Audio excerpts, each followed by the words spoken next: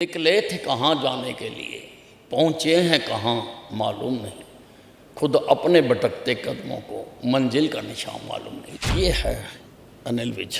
रात तेरी नहीं रात मेरी नहीं, जिसने आंखों में काटी वही पाएगा। कोई कुछ भी कहे और अनिल विज चुप रहे, ये सलीका जाने आपको कब आएगा। तो राहुल गांधी पर इतना फोकस आप क्यों करते हैं? संघ से आपका नाता रहा, 6 साल के लिए आपको निष्कासित कर दिया गया, नायब सिंह सैनी को मुख्यमंत्री बना दिया गया। आपकी ये बात रही कि वो आपसे काफ़ी जूनियर हैं, आप उनके नीचे काम नहीं करेंगे। आपकी छवि एकदम निखालस ईमानदार नेता की है, जिसको नुकसान पहुंचाने के लिए दूसरे की ज़रूरत नहीं है। आपके जो बयानात हैं वही आपको नुकसान पहुंचाने के लिए काफ़ी हैं। कि आज एनर्जी डाउन मुझे दोनों की लग रही है, आपकी भी लग रही है, मेरे को भी लग रही है। तो क्या मतलब सेहत ठीक ठाक है? हाँ बिल्कुल ठीक है, हाँ फिट टू फाइट। सत्ता के प्रभाव से विपक्ष के वार तक समझेंगे राजनीति का हर दांव पेच।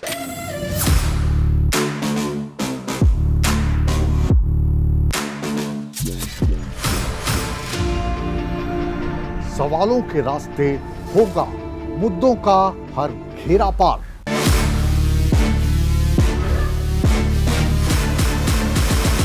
चक्रव्यूह देखिए मुकेश राजपूत के साथ। नमस्कार, आप देख रहे हैं न्यूज़ 18 नेटवर्क। ये है चक्रव्यूह, मैं हूं आपके साथ मुकेश राजपूत।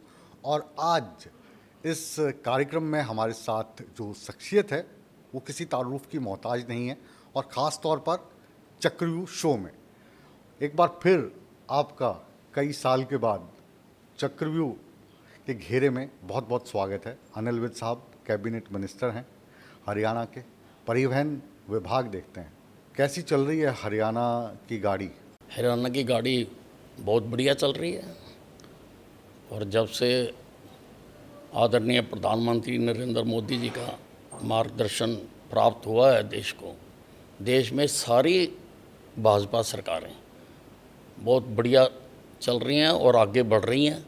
और मोदी जी के जो सपने हैं देश को आगे ले जाने के, 2047 तक विकसित भारत बनाने के, उस दिशा में तेज़ी से अपने कदम बढ़ा रही है। तो ये जो 2047 में का लक्ष्य रखा है, जाहिर है कि अभी बहुत साल बाकी हैं, तो इतना जो कॉन्फिडेंस है वो कहाँ से आता है कि मतलब क्या कोई हम पटा लिखवा के आए हैं कि 2047 तक हम ही रहेंगे, दूसरा कोई नहीं? देखिए, जो कदमों के निशान बना दिए जाएंगे उनको कोई मिटा नहीं सकेगा, और जिस प्रकार की योजनाएं बनाई जा रही हैं, अब सभी योजनाएं इस बात को सामने रखकर बनाई जा रही हैं। मुझे तो कई बार मैं सोचता हूँ कि मोदी जी से पहले कई प्रधानमंत्री रह चुके हैं, उन्होंने कभी क्यों नहीं सोचा? अगर देश के पहले प्रधानमंत्री ने सोचा होता तो हम भी दूसरे देशों की तरह जो हमारे से बाद में आज़ाद हुए आज विकसित देश होते। हम आज भी विकासशील हैं, आज भी हम सड़कें बनाने के लिए विचार करते हैं, आज भी नालियां बनाने के लिए विचार करते हैं, सीवरेज देने के लिए विचार करते हैं, मूलभूत सुविधाओं के लिए हम सोच रहे हैं। अगर किसी ने रास्ता तय करना होता है और एक बार जो मंजिल है वो तय हो जाए तो फिर रास्ते मुश्किल नहीं होते। अब तीसरा टर्म चल रहा है मोदी सरकार का, तीसरा टर्म चल रहा है भाजपा में हरियाणा की सरकार का। 11 साल से ऊपर का समय हो गया है, लेकिन अभी भी बात बात पे जब कोई भी सवाल उठाया जाता है तो हम नेहरू को कोसने लगते हैं, कांग्रेस की सरकारों को कोसने लगते हैं। तो ये सिलसिला ये कब तक चलेगा? अरे ये देखिए, ये बताया तो जाएगा है ना जी, कि अगर ये चीज़ें 50 साल 70 साल पहले कर ली जाती हैं तो आज हम कहाँ होते हैं, बताया तो जाएगा ही। और अगर उन्होंने नहीं किया तो वो कहा तो जाएगा ही। लिखा हुआ इतिहास मिटाया नहीं जा सकता, कि जो लिखा गया है कि दे हैव नॉट डन। 50 साल तक इन्होंने राज किया, एक छत्र राज किया देश में। आज हम कहाँ थे, कहाँ हैं? ये तो मोदी जी ने आकर जो विकास का पहिया था उसको तेज़ी से घुमा दिया। और इतनी तेज़ी से घुमा दिया है कि अब ये चलता ही रहेगा, चलता ही रहेगा, चलता ही रहेगा, चलता ही रहेगा। ये पहिया तो घूम रहा है, साथ ही साथ जब भी मैं अखबार खोलता हूँ या टीवी देखता हूँ तो जो राष्ट्रीय खबर हैं उसमें कहीं ना कहीं अनिल विज ज़रूर होते हैं और फोकस आपका रहता है राहुल गांधी पर। राहुल गांधी कभी ट्रेन में बैठते हैं तब आप उनको पप्पू बता देते हो। अभी भी एक बयान दिया जब वो संसद में बाहर वोटों की चोरी को लेकर प्रदर्शन कर रहे थे, तब आपकी टिप्पणी आती है। तो राहुल गांधी पर इतना फोकस आप क्यों करते हैं? देखिए, अब जो हमारी विपक्षी पार्टी है उसके मुखिया राहुल गांधी हैं, तो राहुल गांधी पे ही बात कही जाएगी। और जो प्रश्न उठ रहे हैं और जो प्रश्न हमारे से पूछे जाते हैं जवाब तो उनके दिया जाएगा। ऐसा तो हो नहीं सकता कि मेरे से प्रश्न तो पूछा जाए राहुल गांधी का और मैं जवाब दूं नरसिम्हा राव का, ये तो नहीं हो सकता ना जी। तो इसलिए जो प्रश्न पूछा जाता है, हमारे से प्रश्न ही अक्सर ये पूछे जाते हैं कि जो विपक्ष मुद्दे उठाता है वही प्रश्न पूछे जाएंगे, तो हम उन्हीं का जवाब देते हैं। मतलब कुल मिलाकर कहें तो राहुल गांधी में क्या एक आधी खूबी भी आपको नहीं दिखाई देती है? नहीं, देखिए ऐसा है, अब जो कुछ वो कर रहे हैं, अब जो आज के परिदृश्य में हो रहा है, जो वो वोटों का मसला उठा रहे हैं आजकल, तो वो सबको नज़र आता है कि ये जो लगातार इनकी हार हो रही है, लोकसभा में हार हुई, विधानसभाओं में हार हुई, उसका मातम मना रहे हैं, उस पर आलाप कर रहे हैं, तो कहा तो जाएगा ना जी। विपक्ष अगर सवाल पूछता है, विपक्ष अगर प्रदर्शन करता है तो उसको आप मातम का नाम देते हैं, क्यों? मुद्दों की बात होती है, मुद्दा नहीं है ये? मुद्दा आप बताइए। अब जब इलेक्शन कमीशन ने कह दिया कि भाई अगर आपके पास कोई सबूत है तो आप पेश करें, आप लिख के दें, आप क्यों नहीं लिख के देते? अगर आप इतने ही, हर आदमी को राइट है बात उठाने का, पर बात उठाने का फिर बेसिस भी तो होना चाहिए ना। आप बताओ, जवाब दो आप। नहीं, उन्होंने लिस्ट दिखाई पूरी प्रेस कॉन्फ्रेंस करके कि फलां आदमी है, इसके वो इतने वोट्स हैं, ऐसा इस है, घर में देखिए, 10 बाई 10 ऐसा का घर है, है। इसमें इतने वोट्स हैं। ऐसा है, वो खाली मीडिया में ही दिखा रहे हैं ना। तो चुनाव आयोग तो कह रहा है कि हमें लिख के दो। वो कह रहे हैं अगर हमने गलत किया तो हमें गिरफ्तार करो। वो तो अपनी टीआरपी बढ़ाना चाहते हैं। अच्छा। हाँ। तो टीआरपी से आज अलग बात करते हैं और जो ये शख्स अनिल विज मेरे समक्ष बैठे हैं, हालांकि इसी चक्रव्यूह में आप बहुत बार हमारे साथ इंटरव्यू कर चुके हैं और ज्वलंत इंटरव्यू रहे हैं। आज उससे हटकर हम आपके बारे में जानना चाहते हैं कि जो आपकी राजनीति है उसकी शुरुआत कहाँ से हुई? भाजपा में आप आए, भाजपा में भी हमेशा जो ग्राफ है अनिल विज का ऊपर नीचे होता रहा, हमेशा सुर्खियों में रहे, तो थोड़ी सी कहानी उसकी सुनाइए आज। देखिए, जब मैं कॉलेज में पढ़ता था उसी वक़्त से मैं अखिल भारतीय विद्यार्थी परिषद के साथ जुड़ गया था और मैं लगातार 2-3 साल तक, जब तक मैंने कॉलेज की में शिक्षा प्राप्त की, मैं अखिल भारतीय विद्यार्थी परिषद का अम्बाला का जनरल सेक्रेटरी रहा। उसी से ही मैं इस संगठन से जुड़ गया। इस राष्ट्रवादी संगठन से मेरी अटैचमेंट हो गई और मैं जो आरएसएस से जुड़ी अन्य कार्यक्रम होते थे उनमें भी मैं लगातार जाने लगा और जब जाकर मैंने वहाँ पर उनके विचार सुने तो मैं उससे बहुत प्रभावित हुआ। तो बस फिर लगातार चलते ही जा रहे। लेकिन बीच में एक ऐसा समय भी आया, क्योंकि जैसे आपने बताया आप अखिल भारतीय विद्यार्थी परिषद से जुड़े रहे, संघ से आपका नाता रहा, 6 साल के लिए आपको निष्कासित कर दिया गया। वो क्या कहानी है? क्योंकि बार बार ये सवाल उठता है, तो आपकी ज़ुबानी हम जानना चाहते हैं। नहीं, ऐसा है, मुझे निष्कासित नहीं किया गया था, मुझसे मेरा त्याग पत्र मांगा गया था और लगातार 14 साल तक मैं पार्टी से बाहर रहा और पार्टी से पूछता रहा कि मुझे क्यों निकाला गया। तो किसी ने मुझे बताया नहीं कभी कि क्यों निकाला गया। और अब ये भी देखिए, 14 साल में मैं चुनाव जीतता रहा और मैं बंसीलाल जी की सरकार में भी रहा, मैं ओम प्रकाश चौटाला जी की सरकार में भी रहा और दोनों मुख्यमंत्री भी मुझे मंत्री बनाते थे, मैं नहीं बना।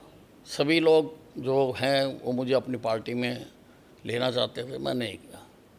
तो बाद में बीजेपी ने दोबारा कहा कि आप आइए और आप बीजेपी की टिकट पर अम्बाला छावनी से चुनाव लड़िए। तो पार्टी के आदेश से ही मैं बाहर गया था, पार्टी का देश से ही मैं अंदर। तो 14 साल का ये जो वनवास रहा, राम का भी 14 साल का ही रहा था, आपका भी 14 साल का, कारण क्या था? राम नहीं, को तो जो वनवास मिला उसका तो अब कारण देखिए, ये था कारण तो कि कैकेयी चाहती थी कि मुझे भरत पता नहीं, राज्य बने। कारण तो पता नहीं, मैंने बहुत बार पूछा अच्छा, तो वो अंदाजे ही लगते हैं कि भाई मैं कुछ बता नहीं सकता उसका। अच्छा, ठीक है, आप मन की बात हमसे नहीं करना चाहते तो नहीं नहीं, दिल मैं की तो बात आपको बता बता दीजिए। दी, इतनी बड़ी बात बता दी मैंने आपको, हाँ हाँ हाँ। इतनी बड़ी बात बता दी। तो अभी अभी इसी बातचीत में आपने बताया कि जो जब आप निर्दलीय के तौर पर चुनाव जीतते थे तब जो दूसरे मुख्यमंत्री थे वो भी आपको मंत्री बनाना चाहते थे, लेकिन आप मंत्री नहीं बनना चाहते थे, क्यों? नहीं, मैंने कभी किसी पार्टी में जाने का कभी सोचा नहीं। मैं लगातार अगर बाहर भी रहा तो मैं उसी विचारधारा के ऊपर ही चलता रहा जो मेरे उस वक़्त छोटे दिमाग में, जब मैं विद्यार्थी था, डाली जाती रही। और मुकेश जी, मैं आपको बताना चाहता हूँ कि मैंने कभी भी राजनीति में आने का सोचा नहीं था। मैं तो अन्य संगठनों में काम करता था, मैं तो बैंक में कर्मचारी था। कॉलेज छोड़ के मैं बैंक में, मुझे सर्विस मिल गई, मैं कॉलेज में कर्मचारी था और उसके साथ साथ मैं संगठन के काम करता था।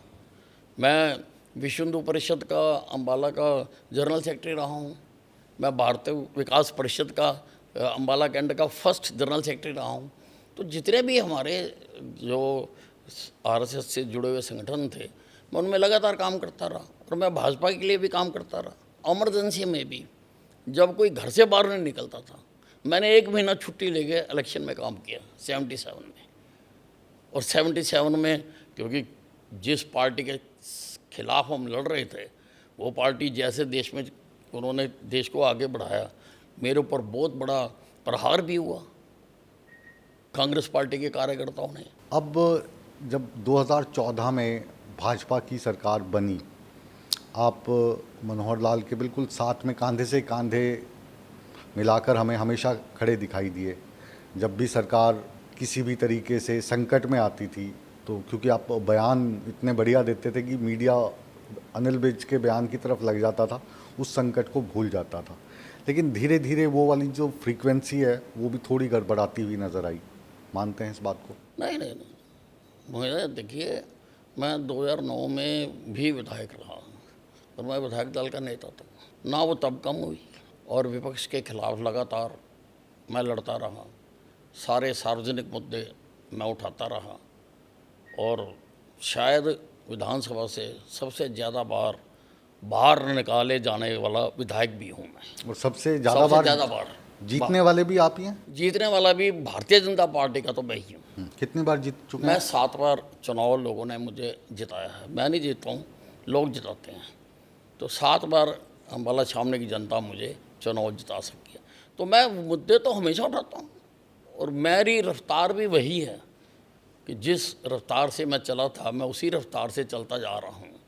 किधर जा रहा हूँ?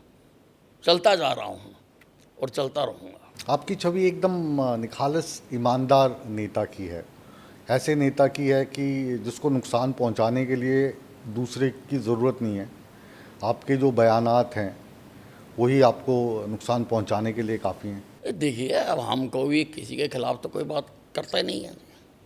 अब जो मुद्दे हैं देश के, उन पर बोलने से अगर किसी को पीड़ा होती है तो हो। जब ये चर्चाएं चल रही थी, जब हमारी मेजोरिटी आ गई, तो ये था कि भाई अब मुख्यमंत्री कौन बनेगा।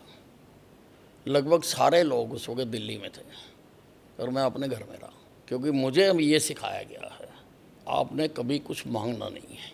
और मैंने आज तक ज़िंदगी में कभी मांगा नहीं, मैंने कभी नहीं चाहा। मैंने तो बाबुलंद ये बात कही कि मेरी सरकार आनी चाहिए, मुझे उसमें अगर चपरासी का काम देंगे तो मैं सहर्ष करूँगा। तो इसलिए कभी किसी बात का मलाल होने का तो प्रश्न ही पैदा नहीं होता। लेकिन अब जब मनोहर लाल खट्टर साहब के बारे में सोचा गया कि उनको केंद्र की राजनीति में ले जाया जाएगा, यहाँ पर चेहरा बदला जाएगा, और चेहरा बदला गया, नायब सिंह सैनी को मुख्यमंत्री बना दिया गया। आपकी ये बात रही कि वो आपसे काफ़ी जूनियर हैं, आप उनके नीचे काम नहीं करेंगे।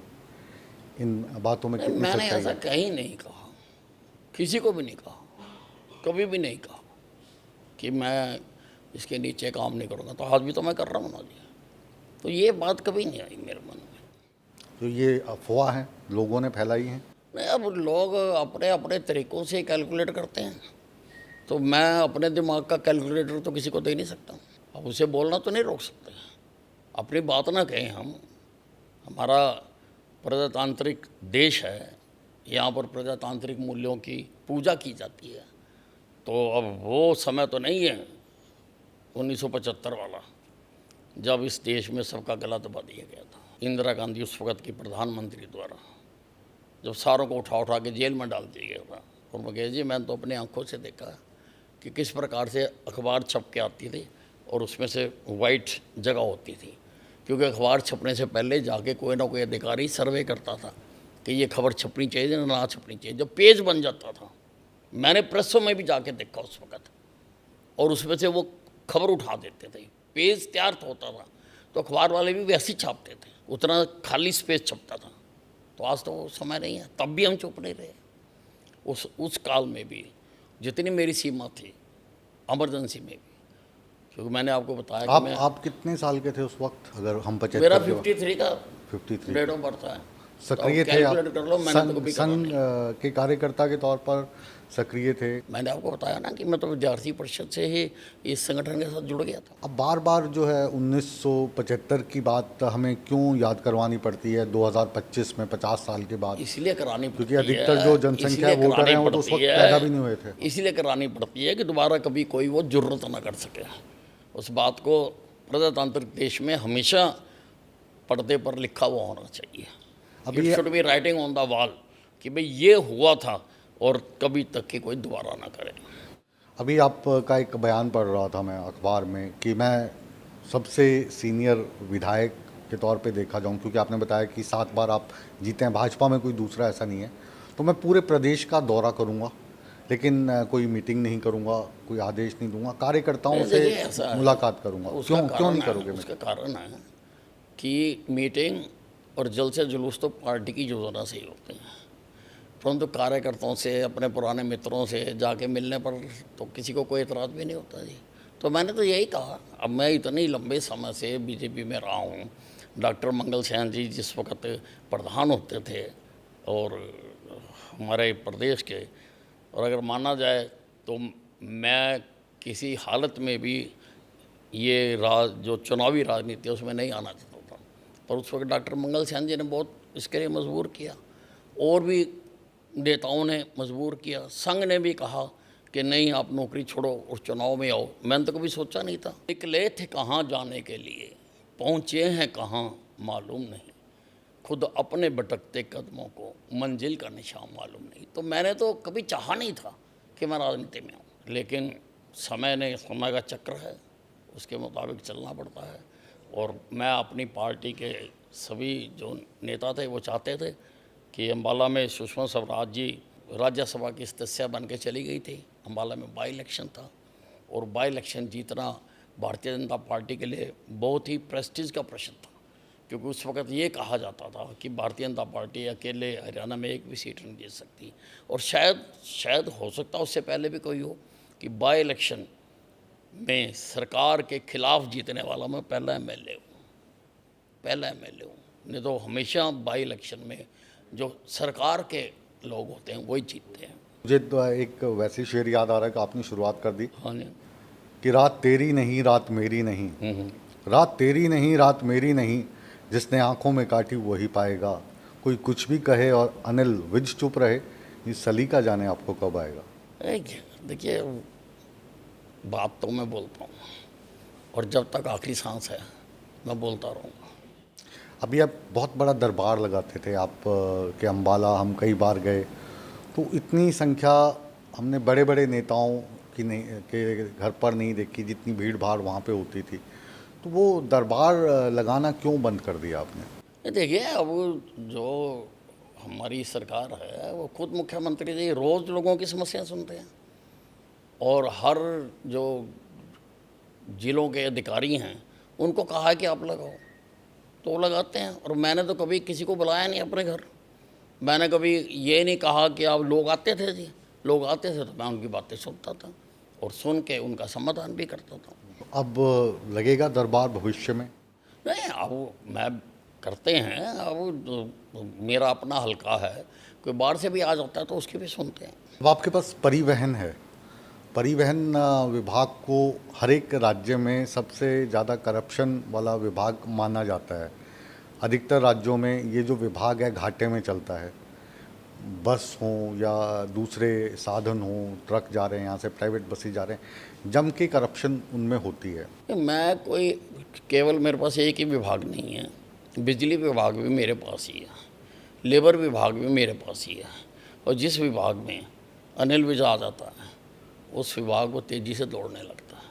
और लगातार जब से मैंने इनकी दायित्व संभाले हैं इन डिपार्टमेंटों के, उनको समझकर और उनके दिशा निर्देश मैं अपने अधिकारियों को दे रहा हूँ, और तेज़ी से हम उस आगे बढ़ रहे हैं जो अच्छी सुविधाएं लोगों को दिला सकते हैं। क्या विज़न लेके चल रहे हैं आप? ट्रांसपोर्ट की दृष्टि से अगर हम बात करें, बिजली की दृष्टि से अगर हम बात करें, देखो, चाहे ट्रांसपोर्ट हो, चाहे बिजली हो, चाहे लेबर डिपार्टमेंट हो, मैंने जैसा आपको कहा, अब बिजली में आप देखिए कि इस गर्मियों में बिल्कुल भी दिक्कत नहीं आ रही, ये अनिल विज का असर है। आज बसें हमारी, अभी इतना बड़ा एग्ज़ाम हुआ और कहीं पर कोई दिक्कत नहीं आई। उस दिन तीज का त्यौहार भी था, तीज वाले दिन लोग अपने घरों से निकलते हैं, वैसे भी वीकली छुट्टी भी थी, और इतने कैंडिडेटों को मेरा ट्रांसपोर्ट विभाग लेके आया और वापस छोड़ के आया। तो ये है अनिल विज।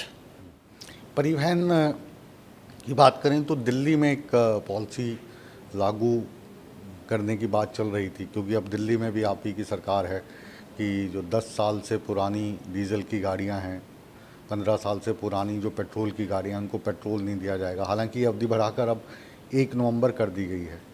तो क्या इस नीति से आप सहमत हैं? क्योंकि जब भी कोई आरसी लेता है गाड़ी की, 15 साल के लिए दी जाती है, लेकिन सरकार कहती है कि एनजीटी ने कह दिया है 10 साल में गाड़ी कंडम हो गया। तो इस चीज़ को लेकर आपकी व्यक्तिगत राय क्या है? और परिवहन मंत्री हैं आप, ऊपर तक आपकी पहुंच देखिए, है। ऐसा है कि ये जो बढ़ता पोल्यूशन है, इस पर सभी को गंभीर होना पड़ेगा, और एनजीटी भी उसी दिशा में काम करती है। लेकिन अब बहुत सारी दिक्कतें हैं, बहुत सारी कठिनाइयां हैं, उन पर विचार करके ही आगे बढ़ा जाना है। और ये वर्ल्ड ऑर्डर भी है कि भी अपने अपना जो आपका पोल्यूशन है उसको आप कम करिए, और इस दिशा में हम काम भी कर रहे हैं। अब देखिए, बिजली बनाने के लिए ग्रीन एनर्जी पर कितना प्रधानमंत्री जी जोर दे रहे हैं। उनकी सूर्य घर योजना है कि हर जो घर है कम आय वालों के लिए तो 50,000 रुपये केंद्र सरकार सब्सिडी देती है, 60,000 रुपये हम सब्सिडी देते हैं, और 10-20 हज़ार डाल के हर जो कम आय वाला परिवार है, 1,80,000 वाला परिवार है, उससे कम आय वाला, तो उसके घर पे सूर्य घर योजना लगे, ताकि उसका बिजली का बिल ख़त्म हो जाए, कम हो जाए। और भी कई प्रोजेक्ट चल रहे हैं, और हमारे टारगेट फिक्स किए गए हैं कि कम से कम इतने % आपके प्रदेश में ग्रीन बिजली होनी चाहिए। तो उसके लिए हम आगे प्रयास कर रहे हैं। उसके लिए कई मैंने सुझाव भी दिए हैं, और मैंने कहा है कि एक एक्सपेरिमेंट हम करने भी जा रहे हैं एज ए पायलट प्रोजेक्ट। मैंने कहा है कि हर घर में, किसी गांव के हर घर में, जहाँ हर ट्यूबवेल पर ये सूर्य बिजली लगाने की बजाय हम क्यों ना हर गांव में उसकी ज़रूरत के मुताबिक एक सोलर पावर हाउस लगा दें, प्लांट लगा दें, सोलर पावर हाउस, और वहीं से सबको कनेक्शन मिल जाए, उनके मेन कनेक्शन में वहीं से जुड़ जाए। ये तो तो अच्छा, लोगों को इंडिविजुअल कहीं भागने की जरूरत नहीं है। ये तो अच्छा अभी है। यहाँ पर मीटिंग हुई थी, हमारे जो पूर्व मुख्यमंत्री हैं मनोहर लाल जी, जो अब एनर्जी मिनिस्टर भी हैं, तो यहाँ पर सारे उत्तरी भारत के जो बिजली मंत्री थे उनके साथ मीटिंग हुई थी चंडीगढ़ में। तो मैंने उसमें भी ये सुझाव दिया था, और मनोहर लाल जी ने भी इसको बहुत सराहा था। जब उनसे पूछा गया तो उन्होंने कहा कि मैं ये सुझाव बहुत अच्छा आया है, और हम इसके लिए कोई ना कोई पॉलिसी बनाएंगे ताकि ये हो। अब मानिए, हमारे हरियाणा में 6,500 गाँव हैं, अगर 4,000 गाँव भी इस योजना पर काम करते हैं तो हमें तो किसी से बिजली लेनी नहीं पड़ेगी और हमारी बिजली सस्ती हो जाएगी। ये जो सोलर एनर्जी है, ये दिन दिन के लिए अगर इसको कैलकुलेट किया जाए तो ये 2 या 3 रुपये प्रति यूनिट पड़ती है।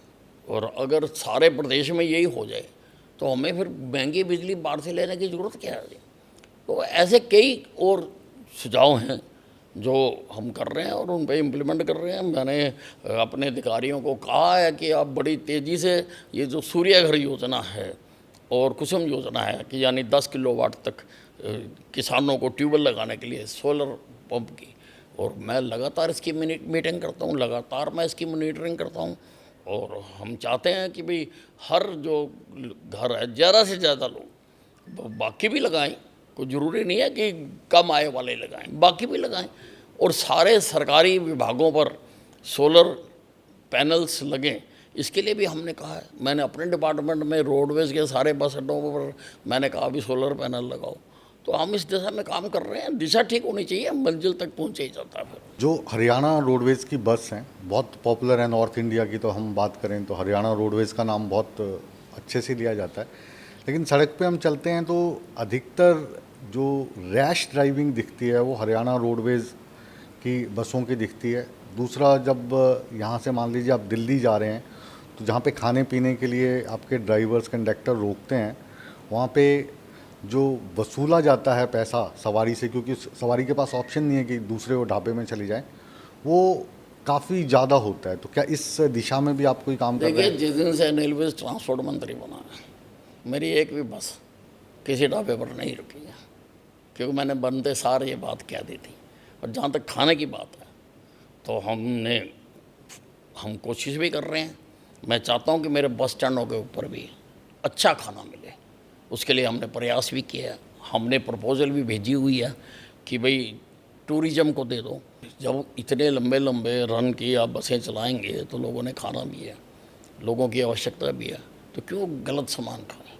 मैंने खुद भी कई बस स्टैंड विजिट करे हैं और वहाँ पर फूड एंड ड्रग डिपार्टमेंट को बुलाकर उनके सैंपल भी भरवाए हैं ताकि वहाँ पर अच्छी चीज़ मिले, अच्छा वो हो, और उसके लिए हम काम कर रहे हैं।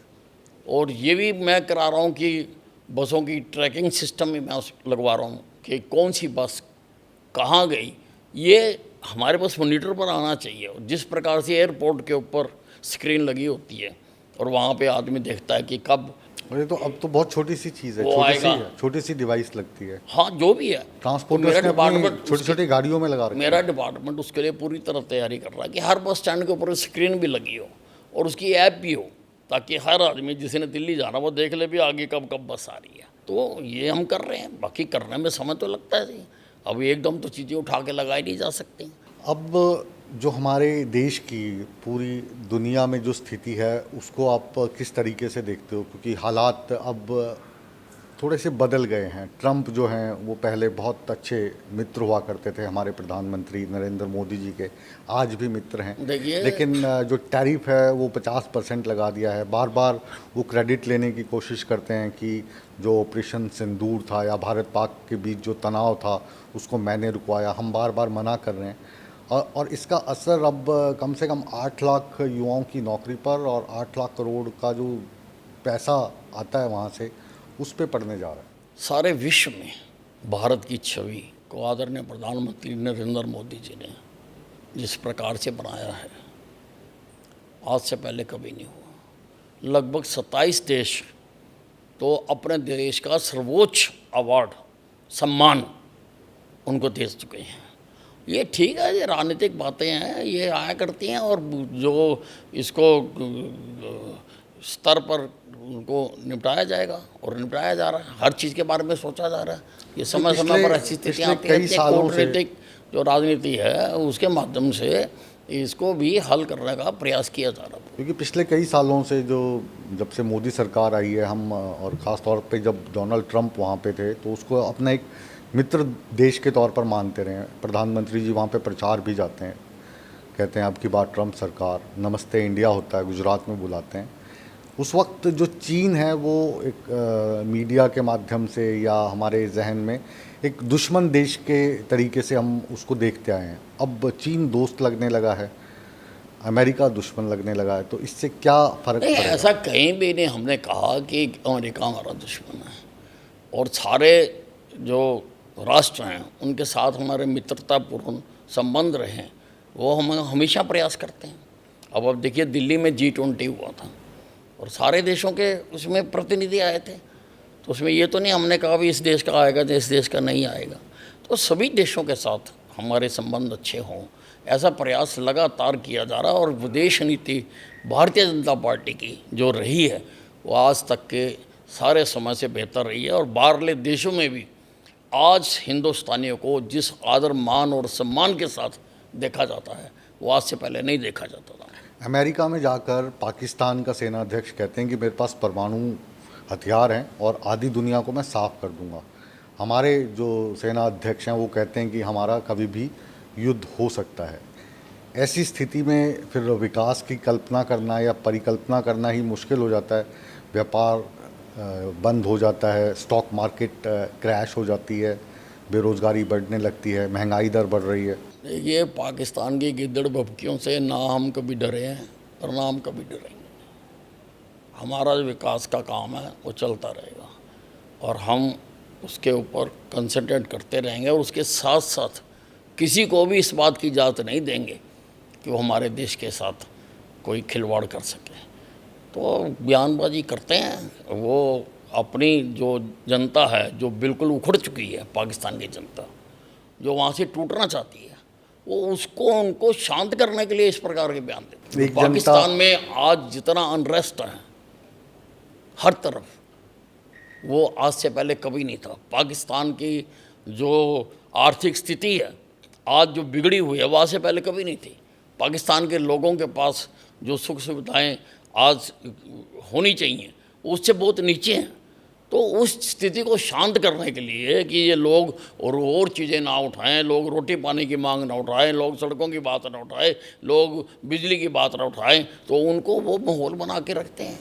इसलिए इस प्रकार के लेकिन पाकिस्तान डिप्लोमेटिकली अमेरिका जाता है। BLA जो बलूचिस्तान एक संस्था है उसको वो टेररिस्ट ऑर्गेनाइजेशन डिक्लेयर कर देते हैं अमेरिका। वहाँ के सेना अध्यक्ष को अपने साथ में ट्रंप बैठा रहे हैं। तो ये चीज़ें क्या डिप्लोमेटिकली आपको ठीक लगती हैं? उनकी राजनीति है, अब उसको कोई कमेंट कर रहा ठीक बात नहीं है। लेकिन ये सारी बातों का कूटनीतिक तरीके पर और हमारे जो फॉरेन अफेयर्स को देखने के लिए अधिकारी हैं या मंत्री हैं वो सब इसके ऊपर नज़र रखे हुए हैं। आखिर में फिर हरियाणा की राजनीति पे आते हैं। हरियाणा की सरकार इस वक्त कैसी चल रही है? अगले जो लगभग 4 साल के करीब समय बचा है, इसको लेकर आप लोगों का क्या विज़न है? देखिए, हरियाणा की सरकार पहले भी टॉप गियर में थी, आज भी टॉप गियर में ही है और टॉप गियर में ही चलती रहेगी। अनिल विज साहब पहले बहुत ज़्यादा छापेमारी करते हुए दिखाई दिया करते थे, आजकल थोड़ा से शांत दिखाई दे रहे हैं। तो ये शांति के पीछे मैं राज तो अब भी लगातार देखता हूँ और जहाँ भी मैं जाता हूँ तो वहाँ पे मैं अपने कार्यालय में जाता हूँ, देखता हूँ मैं, और आज भी देखता हूँ और वो मैं लगातार देखता रहूँगा। हमारे दर्शक जो इस वक्त आपको नेटवर्क 18 पर देख रहे हैं, हमारे इस मंच के माध्यम से आप कुछ उनको संदेश देना चाहेंगे या कुछ कहना चाहेंगे? जो देश को आगे बढ़ाने का सपना है उसमें हर व्यक्ति को जहाँ जहाँ भी वो खड़ा है उसको कदम आगे बढ़ाने चाहिए। सबको इस देश को विकसित देश बनाने के लिए सभी को काम करना चाहिए, चाहे कोई किसी भी स्थिति पर खड़ा हो। नेटवर्क 18 के साथ आप चक्रव्यूह में आए, हमारे खट्टे मीठे सवालात का आपने अपने बेबाक अंदाज में जवाब दिया। हालांकि आज एनर्जी डाउन मुझे दोनों की लग रही है, आपकी भी लग रही है, मेरे को भी लग रही है। तो क्या मतलब सेहत ठीक ठाक है? हाँ बिल्कुल ठीक है, हाँ, फिट टू फाइट। बहुत बहुत शुभकामनाएं आपको। तो अनिल विज को आपने हमेशा की तरह अपने बेबाक अंदाज में देखा। हर वो सवाल जो इनसे पूछा जाता है इसका ये अपने अंदाज में जवाब देते हैं और यही इनकी सादगी है, यही इनकी खासियत है। उम्मीद है कि हमारे सवालात का इन्होंने ईमानदारी से जवाब दिया या अपने अनुभव के आधार पर हमें गोल गोल घुमा के इसका फैसला हमेशा की तरह आप कीजिएगा। बने रहे नेटवर्क 18 के साथ। नमस्कार।